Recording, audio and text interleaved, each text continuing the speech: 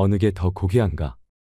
난폭한 운명의 돌팔매와 화살을 마음속에 맞는 건가? 아니면 무기를 들고 고난의 바다와 맞서다가 끝장을 보는 건가? 당신은 셰익스피어에 대해 얼마나 잘 알고 계신가요? 셰익스피어의 작품은 자신의 정체성을 찾고자 하는 이들을 위한 해답을 담은 보물 상자라고도 불린다고 하는데요. 그가 25년에 걸쳐 완성한 31,534개 단어로 구성된 37편의 작품들이 어떻게 인간의 모든 심리를 그토록 완벽하게 표현하고 있는지는 아직도 미스터리로 꼽힌다고 합니다. 오늘 소개해드릴 책은 셰익스피어 카운슬링입니다. 셰익스피어가 그린 그 위대한 이야기 속에서 찾은 통찰이 당신의 마음에 위안이 되길 바랍니다.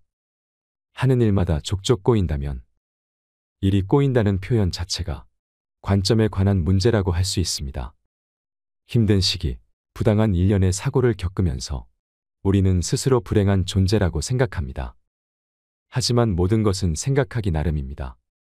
우리가 불행한 존재라고 느끼는 것은 자기중심적인 관점과 우리의 신념 때문입니다. 셰익스피어는 이 세상의 중심에 인간이 있다고 생각하지 않았습니다. 우리는 그저 각자가 맡은 역할을 소화하고 있을 뿐입니다. 이런 식으로 생각을 전환하면 일이 꼬이는 것 같다는 생각도 없어집니다. 아니, 일이 잘 안 풀리면 안 풀릴수록 다른 관점으로 상황을 바라보게 됩니다.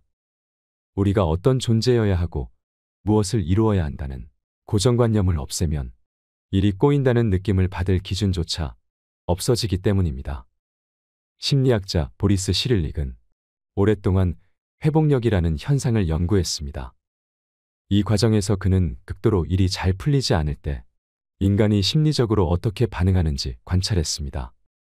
그 결과 창의적이고 유머 감각이 뛰어난 사람일수록 불행을 잘 이겨낸다는 사실을 발견했습니다.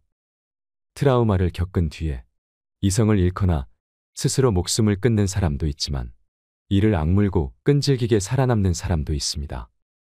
시릴릭은 동일한 트라우마를 겪었을 때 각기 전혀 다른 방식으로 반응했다고 해서 받아들이는 고통의 농도나 감정의 정도에 차이가 있지는 않다고 했습니다. 이들의 차이가 나타나는 지점은 고통을 표현하는 방식입니다. 창의적으로 노력하고 문제를 가볍게 받아들여 자신을 재정비하는 이는 회복력이 뛰어납니다. 일이 도무지 풀리지 않으면 상냥해져야 합니다. 일이 잘 안 풀릴수록 더 그래야 합니다. 그러기 위해서는 삶은 곧 꿈이라는 속성을 깨달아야 하죠. 그래야 삶에서 마주하는 모든 문제에 대담해질 것입니다. 문득 타인이 괴물처럼 느껴진다면 렌티큘러 카드를 아시나요? 렌티큘러 카드는 보는 각도에 따라서 다른 이미지가 보이도록 만들어진 카드를 말합니다. 이름만 들어서는 생소하게 느껴질 수 있지만 만화 캐릭터를 담은 딱지에 많이 쓰이기도 하고 요즘엔 유명 연예인이나 영화 굿즈로 볼 수 있어서 아마도 한 번은 본 적이 있을 겁니다. 이 렌티큘러 카드를 보면 저는 어딘가 섬뜩합니다. 각도에 따라 달라지는 모습이 꼭 우리의 내면을 그대로 드러내는 것 같아서입니다. 우리는 겉으로는 서로 친절하려고 노력하며 예의를 지키려고 합니다. 하지만 속으로는 바로 앞에 둔 사람을 헐뜯고 욕하거나 잘못되기를 바라기도 하죠. 차마 입 밖으로 못 낼 것들까지 종종 생각할 때도 있습니다. 내면에 나가 가끔 브레이크 없이 굴 때면 진저리 칠 정도로 끝까지 내달려가곤 합니다. 그래서 우리는 살아가면서 필수적으로 자신을 통제하라고 교육받죠. 도덕이나 예의, 규율, 법 등이 바로 그것입니다. 모두가 함께 더불어 살아가기 위해서 꼭 필요한 것이라 우리는 이러한 제안을 당연하게 받아들이고 실천하며 지냅니다. 그런데 간혹 이러한 통제를 무시하고 제멋대로 행동하는 일을 볼 수 있습니다. 몸집이 커다란 아기처럼 자기가 원하는 대로 되지 않으면 온갖 성질을 부리거나 타인을 마치 종처럼 부리려는 모습 등 이들을 볼 때 우리는 아연실색하게 됩니다. 모두가 지키는 규칙을 숨 쉬듯 어기며 주변에 피해를 주는 걸 보자면 그들이 우리와 같은 사람이라고 여겨지지 않습니다. 외계인처럼 다른 개념의 존재, 즉 괴물처럼 느껴집니다. 이들은 어째서 인간이 아니라 괴물이 된 걸까요? 그리고 우리는 저 괴물을 보면서 무엇을 대비해야 할까요? 괴물을 마주하고 있는 나에게 인간을 행동하게 만드는 동력은 욕망입니다.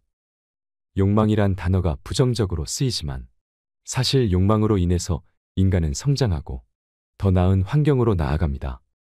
욕망이 없다면 새로움을 추구하는 꿈과 포부, 동기부여를 얻을 수 없죠.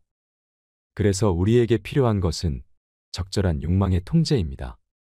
원동력이자 독이 될 수 있는 이 힘을 다루기 위해 우리는 내면을 계속 들여다봐야 하죠. 괴물이 되려고 하기 전에 자신이 무엇을 원하는지 욕망을 대면하고 이를 어떻게 이용할 것인지 생각해야 합니다. 주변에서 괴물이 된 사람을 만났다면 그의 행동에 영향받지 마세요. 이기적으로 그는 행동을 보자면 나도 똑같이 해주고 싶다는 생각이 들겠지만 그건 괴물의 영림만을 건드리고 더 복잡한 상황을 만들 뿐 제대로 된 해결책이 되지 못합니다. 괴물을 따라하면 같은 괴물이 됩니다. 이기적으로 구는 사람에게 예의를 차리는 건 같은 괴물이 되지 않으려는 것, 즉 자신을 위한 행동이죠. 괴물에 영향받지 말고 자신을 독립된 존재로 나누어 그를 대하세요.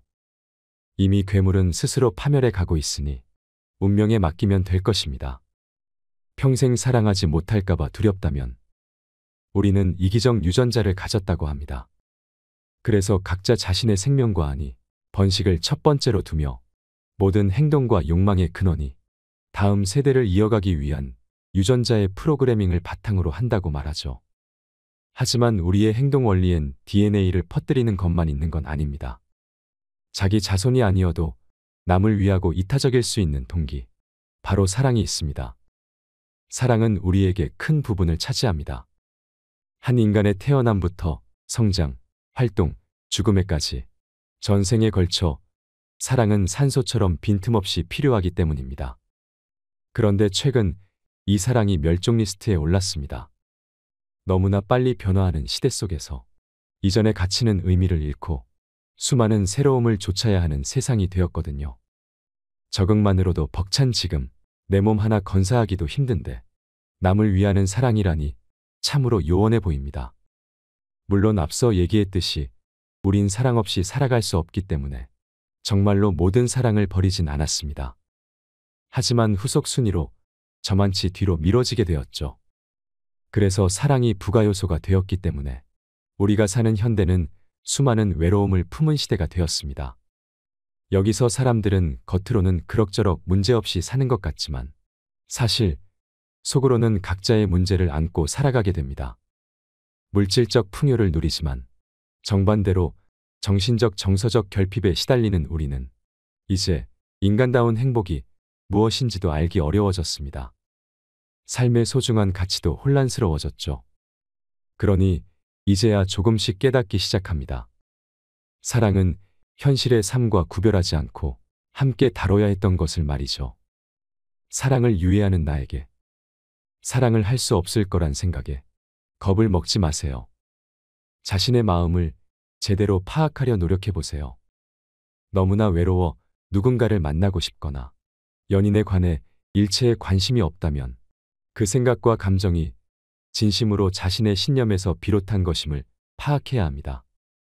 만약 이 모든 것의 원인이 숨겨진 두려움이나 결핍 등에서 비롯한 것이라면 당신에게 필요한 것은 무작정 시작하는 연애나 혼자만의 시간이 아닐 것입니다. 가장 중요한 것은 바로 여러분 자신이 무엇을 원하는가입니다. 우리가 신경 써야 할 것은 외부에서 주어진 허울뿐인 자격이 아닙니다. 왜곡된 마음의 작용을 따르는 것도 아니죠. 사랑은 반려자를 만나 결혼이란 종착지로 구성되어 있지 않습니다. 자신이 애타게 쫓을 목표를 찾거나 이를 달성하는 것도 사랑입니다. 우리가 각기 다른 얼굴과 성격을 가진 것처럼 사랑 역시도 수많은 모습을 띠고 있습니다.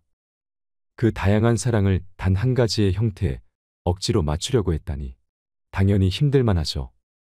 이제 이런 고민을 털어내고 자신을 만납시다. 사랑을 한다는 건 자신을 찾고 이를 소중히 하는 걸 말합니다. 내 옆에 있어야 할 것은 내가 진정으로 바라고 필요한 것이어야만 해요. 이것은 사회나 친구, 가족이 알려주지 않습니다. 오직 여러분 자신만이 알 수 있어요. 그러니 지금 이 순간 혼자라서 혹은 둘이기 위한 고민 말고 자신을 돌봐주세요. 자신의 사랑을 온전히 이뤄낸다면 그때부터는 지금 하는 고민은 금방 잊힐 해프닝이 될 것입니다. 스스로 그 무엇도 해낼 수 없다고 생각된다면 우리는 수많은 선택을 하면서 살아갑니다.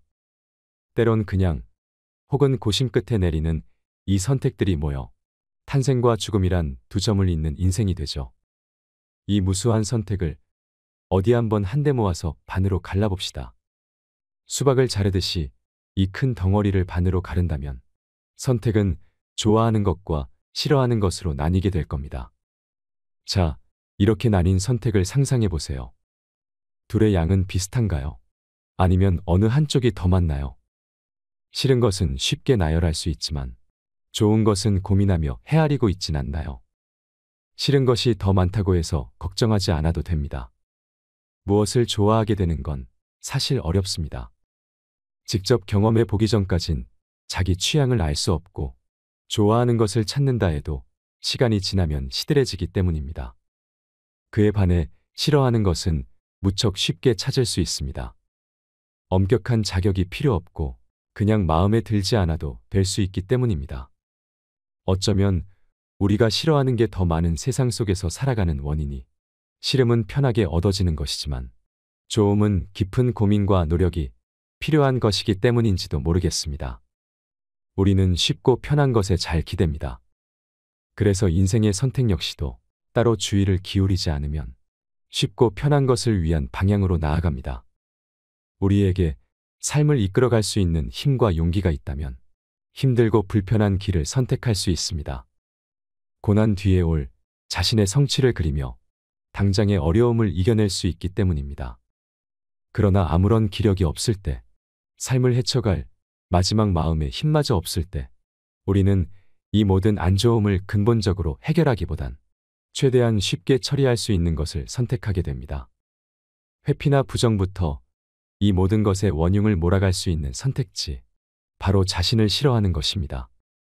자신을 싫어하기로 선택하면 우리가 겪는 거의 모든 문제에 탓을 할 수 있습니다. 이 선택은 현실을 급속히 쉽고 편해지게 합니다. 문제를 직면하거나 품을 들이지 않아도 되고 냉정한 원인과 결과를 생각하지 않아도 됩니다.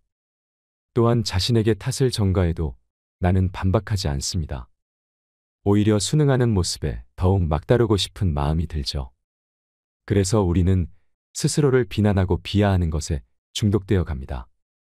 남에게는 하지 않을 얘기를 자신에게는 아무렇지도 않게 하면서 우리는 알지 못하는 사이 수많은 상처를 남기는 것입니다. 우리는 상상이 현실이 되는 시대에서 살아가지만 그럼에도 힘들고 외로우며 고통에 빠지곤 합니다. 손가락만 움직여도 일상에 필요한 거의 모든 것을 할 수 있지만 정작 중요한 나의 내면은 채워주진 않습니다. 바삐 돌아가는 세상의 흐름도 따라가기 벅찬 지금 외면의 삶에만 집중한 나머지 내면을 위한 것에는 주의를 기울이지 않고 편한 것만을 찾고 있진 않은가요? 그리고 혹시 이 때문에 일상이 무기력해지면서 결국 자기 신뢰를 잃어버리진 않았나요? 자신을 싫어하는 수많은 나에게 희망을 가장 많이 얘기하는 사람은 역설적으로 가장 절망적인 사람이라는 말처럼 자신을 싫어하고 아무것도 할 수 없을 거라고 믿는 이는 사실 그 어떤 이보다도 나아진 자신을 바라며 변화에 대한 필요로 내면이 가득 차 있습니다. 단지 그들은 변화하기 위해 무엇부터 해야 할지를 모르거나 움직일 엄두를 못 내고 있는 것일 뿐입니다. 사실 그들이라고 표현했지만 이러한 모습은 저와 우리 모두가 느끼고 가지고 있는 것입니다. 우리는 남들의 성과와 자신을 끊임없이 비교하며 매 순간 성과를 요구받습니다. 절대 채워질 수 없는 항아리에 물을 붓는 듯한 일상 속에서 어느새 우리는 자신도 모르게 벅찬 상태에 허덕이게 됩니다. 살다 보면 이룬 것이 아무것도 없는 느낌이 들 때가 있습니다. 나의 소중한 시간과 잠재력을 허비하고 있다는 느낌이 들 때, 인생의 가장 중요한 목표로부터 점점 멀어져 가고 진정한 자아가 목소리를 내지 못하는 것 같은 느낌이 들 때, 그 원인이 주변 환경에 있기도 하지만 때로는 그 원인이 무엇인지조차 설명하지 못하기도 합니다. 분명한 것은 그러한 감정이 결국 실현되지 못한 자아와 관련이 있다는 사실입니다. 삶을 사랑할 수 있으려면 자아를 실현해야 하고 자아 실현을 위해선 상상해야 합니다. 자기의 가능성을 믿고 더 높이 도약하는 것을 먼저 상상할 때 그것은 헛되지 않고 새로운 시작이 됩니다. 상상을 멈추고 생각을 그만하기로 했을 때 자신을 가장 작고 보잘것없는 존재로 만드는 자기 비하가 일어납니다. 실제로 당신이 가진 가치, 할 수 있는 일과는 상관없이 당신을 작게 만들려는 시도에 빠지지 마세요. 스스로를 어떻게 판단하든 당신은 그보다 더 뛰어난 힘을 가지고 있습니다. 그러니 상상하세요. 그리기만 했던 모습이 현실화되는 순간으로 지금 나아가세요. 감당하기 힘든 일이 폭풍처럼 밀려온다면 간혹 잠에서 깨어날 때 꿈과 현실이 바로 구별되지 않고 두세 개의 묘하게 걸쳐 있는 걸 경험하게 됩니다. 그러면 현실로 돌아오는 몇 초 남짓한 순간 동안 조용한 사투를 벌이게 되는데요. 힘겹게 몸을 일으켜 새날을 맞이할지 아니면 아늑한 침대가 선사하는 꿈의 세계에 계속 머무를지를 가르는 나름 치열한 싸움입니다. 그런데 우리가 매번 이런 싸움을 하게 되는 건 단순히 피곤하거나 더 자고 싶어서만은 아닙니다. 잠은 중간 과정일 뿐 핵심은 꿈을 꾸기 위해서죠. 우리는 꿈을 통해서 현실과 정반대되는 환상을 경험합니다. 현실에서는 온갖 제약으로 인해서 욕망을 채울 수 없지만 환상 속에서는 제한 없이 욕망을 달래줄 수 있으니 당연히 계속해서 여기에 빠져들고 싶은 겁니다. 프로이트가 일찍이 꿈에 대해 연구를 한 것도 바로 이것 때문이었죠. 환상은 꿈에서만 볼 수 있는 건 아닙니다. 대중문화에서 가장 큰 부분을 차지하고 있는 영화를 통해서도 우린 이 신비한 세계를 만날 수 있습니다. 우주와 심해를 마음껏 넘나드는 것부터 시간을 멈추고 신화 속 존재와 친구가 되는 것까지 영화는 머릿속으로 그리기만 해왔던 상상을 직접 볼 수 있는 이미지로 구현하기에 우리는 깨어있지만 꿈의 세계를 만날 수 있습니다. 오늘날 영화가 다른 예술 분야보다도 압도적으로 즐기는 이가 많은 것은 바로 이러한 특성이 있어서입니다. 이처럼 꿈과 영화에는 현실을 벗어나게 하는 힘이 있습니다. 이 힘이 우리에게 미치는 영향력은 매우 큰데 본능이 이 힘을 원하기 때문입니다. 우리의 삶은 정해진 시간, 한정된 재화, 육체적 한계 등으로 인해서 원하는 것을 모두 가질 수 없습니다. 그래서 포기하거나 다른 것으로 대체할 수밖에 없는 운명에 처해 있죠. 하지만 우리가 놔줘야 했던 것들은 쉽사리 잊히지 않고 계속된 갈망으로 남아 우리를 직간접적으로 힘들게 합니다. 이 고통을 그나마 잠시라도 해소해 주는 게 바로 환상입니다. 우리는 환상을 통해서 한계를 벗어나 잠시나마 욕망을 채울 수 있습니다. 프로이트가 말한 것처럼 인간은 욕망의 존재이기에 우린 생각보다 많이 환상을 꿈꾸고 바라며 살아갑니다. 그리고 이러한 경향은 문제를 마주할 때 더욱 심화되죠. 꼬일 대로 꼬인 문제 앞에서 해결책을 찾기 어려울 때 우리는 어떤 일이 일어나서 회피할 수 있게 되는 걸 바라곤 합니다. 예를 들어 시험 보는 날이거나 큰 사고를 치고 회사에 들어갈 때 뭔가 사고가 생겨서 안 가도 될 이유가 생기길 바라는 것처럼 말입니다. 우리가 쉽게 하는 이 사소한 상상도 바로 환상에서 비롯된 것입니다. 그러면 앞서 말한 것과 달리 아주 큰 문제나 고민 앞에서는 어떻게 될까요? 어디부터 해결해야 할지 알 수 없는, 마치 폭풍처럼 한 개인이 감당할 수 없는 거대한 문제를 앞에 두게 된다면 많은 이가 이때 맹목적으로 신을 찾아 해결해 달라고 요청하거나 현실을 떠나 내면의 동굴로 숨어들곤 합니다. 현실의 문제가 크면 클수록 더욱 그러하지요. 하지만 이건 답이 되지 못합니다. 현실에선 문제를 놔둘수록 더욱 커지기만 할 뿐 자연히 소멸하진 않으니까요. 결국 꿈은 깨고 영화는 끝나기 마련입니다. 거대한 현실의 문제를 앞둔 나에게 이 글을 읽는 분 중에는 지금 간단한 일조차 해결하지 못한 상태로 힘들어하고 있거나 해야 할 일이 있지만 무기력에 빠져서 아무것도 못하고 있는 이도 있을 겁니다. 하지만 그럼에도 여러분에게 이 모든 걸 해결할 힘이 있다고 얘기해주고 싶습니다. 때로 현실은 감당할 수 없는 문제들을 안겨줍니다. 우리는 이것을 해결하려고 부단히 노력하지만 끝이 보이지 않는 버거움으로 마음을 다치고 의욕을 잃기 쉽죠. 근데 이 반응은 약해서가 아니라 누구나 다 경험하고 느끼는 당연한 일입니다. 달리면 숨이 차는 것처럼 힘든 순간, 피하고 싶은 순간은 살아가기에 당연히 느끼는 것입니다. 그런데 우리는 이 상태를 당연한 것이 아니라 약한 것으로 생각합니다. 자신을 객관적으로 보지 않고 스스로 폄하하는 것이죠. 자기를 낮게 평가하게 되면 그 순간 정말로 약해져서 모든 문제가 버거울 정도로 커지고 내면의 힘이 발현되지 못하게 됩니다. 그리고 결론적으로 문제 앞에서 아무것도 못하게 되지요. 지금 힘들어하고 있는 분들은 마법 같은 힘이 나타나서 모든 문제를 없애줬으면 하고 생각할지도 모르겠습니다. 하지만 모두를 행복하게 하는 정답은 자신에게 있다는 걸 잊지 마세요. 힘들어도 당당히 맞선다면 어느새 폭풍은 그칠 것입니다. 이별의 상처로 그 누구와도 만나고 싶지 않다면 오래전 우연히 빛바랜 신문을 본 적이 있습니다. 무심하게 창가에 방치되어 어찌나 오랫동안 햇빛을 받은 것인지 손을 댈 때마다 뽀얗게 먼지가 피어났습니다. 흩날리는 먼지 사이로 초로의 남성에 대한 인터뷰가 보였는데 대부분은 잊었지만 그의 이름과 남긴 말은 아직까지도 선명히 기억납니다. 신문 속 남자는 가브리엘 가르시아 마르케스. 노벨 문학상을 수상한 소설가로 기사에선 그가 남긴 명언인 인생은 우리를 매번 스스로 태어나게 만든다 라는 말이 적혀 있었습니다. 처음엔 어찌나 놀랐는지요. 저는 아직도 이 말이 우리의 인생을 적나라하게 보여주는 핵심이라고 생각합니다. 과거의 나와 현재의 나는 다른 존재입니다. 이 차이는 단순히 시간이 지남에 따라 성장하거나 늙는 것을 말하는 게 아닙니다. 우리는 경험을 통해 생각의 틀을 깨기도 하고 의도하지 않았던 우연한 기회로 인해서 전혀 예상하지 못했던 삶을 살기도 합니다.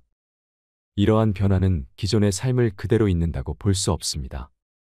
이때 삶은 과거와 작별하고 새로운 존재로서 다시 태어나는 것이니까요. 삶이 재탄생하는 것에 대해 혹시 잘 공감이 가지 않는다면 사랑을 한번 떠올려 보세요. 사랑할 때 여러분은 이전의 자신과 완전히 똑같은 모습을 하고 있나요? 알랭드 보통이 사랑을 화학작용이라고 표현한 것처럼 사랑을 하는 이는 감정의 분해와 재구축을 거쳐 변하게 됩니다. 이 변화는 한번 시작되면 끝날 때까지 멈추지 않고 변한 후에는 이전의 모습으로 다시 돌이킬 수 없죠. 우리는 이러한 사랑의 작용으로 자기만 아는 1인칭의 존재에서 남을 이해할 수 있는 복합적인 존재가 됩니다. 우리는 사랑을 할 때 자신을 넘어섭니다. 나보다 사랑하는 대상을 더 위하게 되고 그 또는 그녀를 위해 평소라면 하지 않는 행동도 할 수 있습니다. 사랑을 하면서 우린 자아의 벽을 허물고 상대방에게 내면을 허락합니다.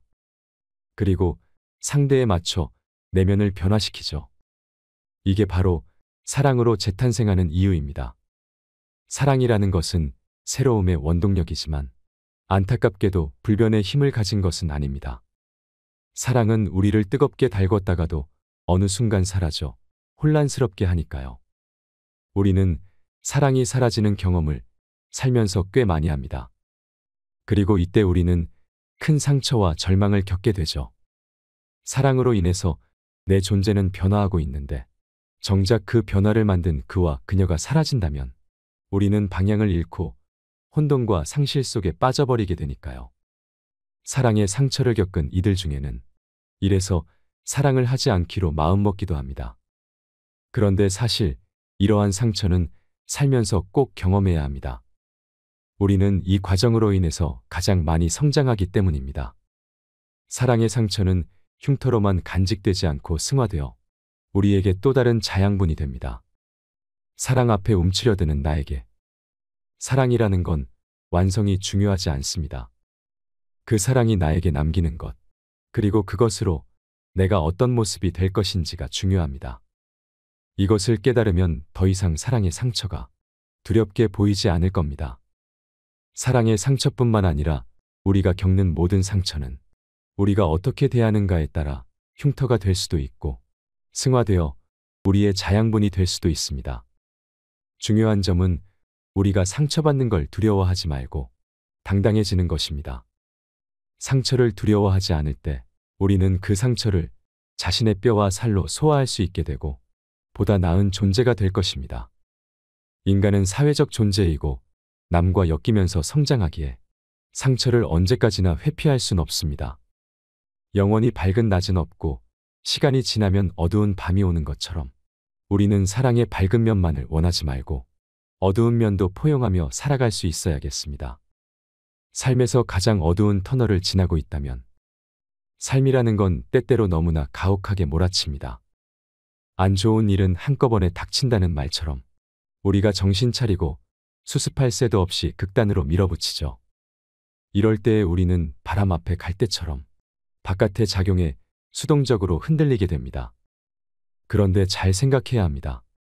이때 우리가 무심코 내리게 되는 판단이 정말로 우리가 원하는 판단인지 말이죠. 순간의 판단이 모여 인생을 이룹니다. 그 인생은 다른 사람이나 모임, 단체가 아니라 바로 당신이 주인이죠. 그러니 언제나 자신의 의지를 세워야 합니다. 지금 고난이 닥친다면 바로 판단을 내리지 않아도 됩니다. 그리고 꼭 판단이 주변에서 말하는 규칙에 맞지 않아도 됩니다. 중요한 건 자신만의 결단을 내리는 것, 자기만의 방식으로 이 고난을 대하는 것입니다. 물론 그 순간은 정말 힘들 것입니다. 그래서 빨리 타협하고 끝내고 싶을 것입니다. 하지만 그걸로 끝이 나지 않습니다. 이때의 타협은 두고두고 여러분을 따라다닐 것입니다. 실패와 상관없이 자신만의 선택으로 고난을 대하는 것만이 자신의 인생을 만드는 길입니다. 스포츠 선수의 징크스 같은 사소한 불안으로 촉발된 행동이 결정적인 실력에까지 영향을 미친 것은 자신만의 선택을 내리지 않고 주변의 흐름에 흔들리게 두었기 때문입니다. 자신을 믿으세요. 지금 당신의 판단이 결국엔 가장 올바른 답입니다. 내 감정을 원하는 대로 관리하고 싶다면 새로운 하루를 맞이하거나 마무리할 때 우리는 자연스럽게 그날을 전망하거나 평가합니다. 오늘은 왠지 좋은 날이 될 것 같다든지 아니면 억지로 치과가는 아이처럼 한 발짝 한 발짝 걸음을 내딛기 싫은 고역인 날이었다든지 말이죠. 지나간 오늘에 대한 평가는 저마다 다 다르겠지만 아마도 다가올 오늘에 대한 바람은 모두가 같을 겁니다. 누구나 번뇌 없이 만족감을 주는 하루를 마다할 사람은 없을 겁니다. 그런데 안타깝게도 이런 바람과는 다르게 좋은 날은 매번 생기지 않습니다. 오히려 너무 힘들어서 간절히 바라면 바랄수록 멀어지는 것 같기도 합니다. 우리는 어째서 좋은 날을 보내기 어려운 걸까요?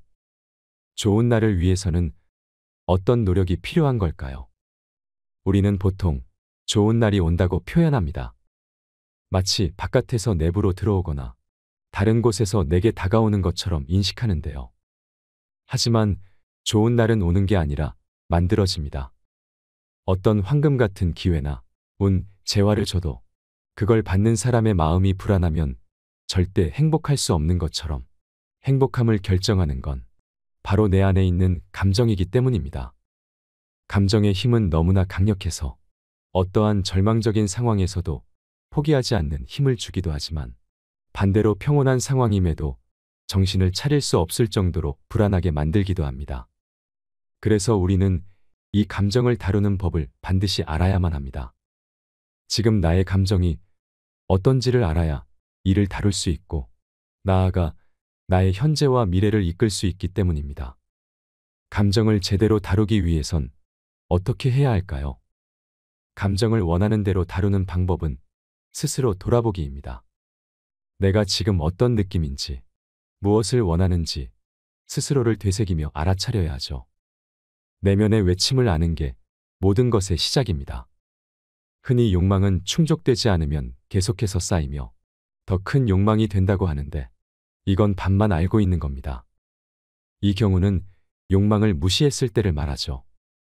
내면 알아차림으로 욕망을 자각하게 되면 욕망은 더 이상 자라지 않습니다. 그리고 내 이성이 조절하는 대로 따라와 주죠. 감정을 보다 제대로 직시할수록 유순히 말을 듣게 될 것입니다. 한 번은 원하는 인생을 살고 싶다면 에릭슨이라는 한 심리학자는 한 인간이 성장하는 인식의 발달을 9단계로 나누었습니다. 인간이 단계별로 성장한다는 건 마치 연극의 맛과 비슷한 것 같습니다. 이야기가 점점 전개되어 결말을 맞이하는 것처럼 그로 인해 이야기 속 인물이 성장 혹은 변형되는 게 우리의 성장부터 죽음에 이르는 모습을 연상시키기 때문입니다. 인생이란 무대에 올라가는 한 편의 연극. 우리 모두는 장면마다 다양한 역할을 연기해야 하는 배우에 불과하다는 뜻대로 하세요의 명대사 제이퀴즈의 말은 인간을 자조적으로 바라보는 듯 느껴지지만 좀 더 가만히 들여다보면 인생사의 희로애락을 통찰하는 듯 보이기도 합니다. 우리 모두는 하나의 막에 머무를 수 없습니다. 계속해서 다음 장면을 연기해야 하는 건 모든 인간의 숙명이기 때문이죠. 결국 우리는 아이로 태어나 죽음을 향해 나아갑니다. 때로는 어리석은 자신의 모습에 한없이 작아지기도 하고 때로는 학자처럼 다 아는 척, 군인처럼 용감한 척 살아갑니다. 나이가 들어 노인이 되는 것도 치매에 걸리는 것도 다가오는 죽음도 우리가 막을 수는 없습니다. 이것을 깨닫고 오늘을 살아가는 것, 미래를 준비하는 것이 바로 현명한 자의 인생일 것입니다. 누구에게나 주어진 단 한 번의 인생이라는 무대. 그 무대의 주인공은 다른 사람이 아닌 바로 나 자신입니다. 어떻게 용서하고 어떻게 화해할 것인가? 어둡고 쓸쓸한 기억을 잊을 수 있을 것인가? 그것은 결국 우리의 마음에 달린 것입니다. 그러니 뜻대로 하세요. 우리에게는 자기 삶을 걸작으로 만들어야 할 의무가 있다고 합니다. 현재 내 앞에 놓인 고민을 마주하고 이를 해결할 수 있는 용기와 지혜를 얻는 시간이 되었길 바랍니다. 이상으로 책틀맨이었습니다. 지혜를 쌓는 당신의 오늘이 아름답습니다. 더 좋은 영상으로 찾아뵙겠습니다.